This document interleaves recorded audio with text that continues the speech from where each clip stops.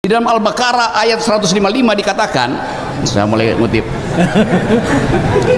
kami akan memberikan ujian, akan memberikan tantangan, yaitu sedikit ketakutan, sedikit kecemasan, sedikit kemiskinan, supaya kita bisa berpikir bahwa kita diberi sepenuhnya oleh alam semesta kemampuan untuk mengatasi kecemasan itu, mengatasi ketakutan. Tadi saya baca jurnal mana tadi ya, jurnal namanya Al-Isra juga tuh, yang jurnal terakhir tuh ada keterangan dari dokter siapa yang berkunjung ke sini nih, dan kelihatannya jurnal itu memperlihatkan seluruh aspek yang dibicarakan oleh negara tuh,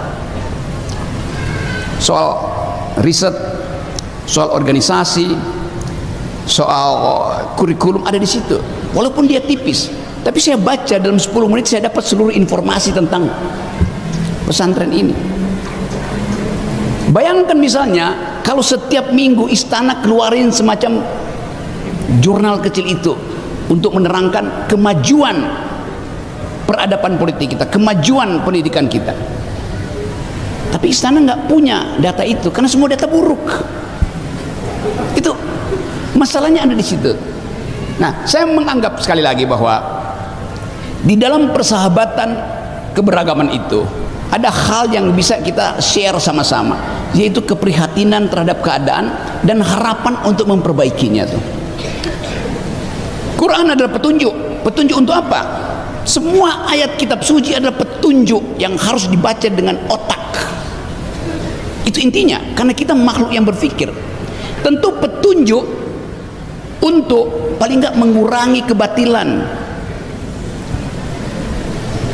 menghilangkan kemungkaran, paling nggak itu lebih dahulu deh, kalau belum bisa memproduksi kebahagiaan, kemakrufan. Bagian ini bukan ditugaskan oleh kitab suci pertama-tama pada rakyat, tapi pada negara. Penguasa harusnya paham ayat itu, amar ma'ruf nahi mungkar itu pertama ayat untuk penguasa. Kenapa? Karena mereka yang potensi untuk menghasilkan ketidakadilan, mereka yang potensi untuk merampas kebahagiaan. Itu ayat untuk para penguasa. Yang anehnya penguasa ceramain itu ke kita, terbalik-balik coba. Rakyat tidak punya potensi untuk berbuat ketidakadilan. Hanya negara yang berpotensi membuat ketidakadilan.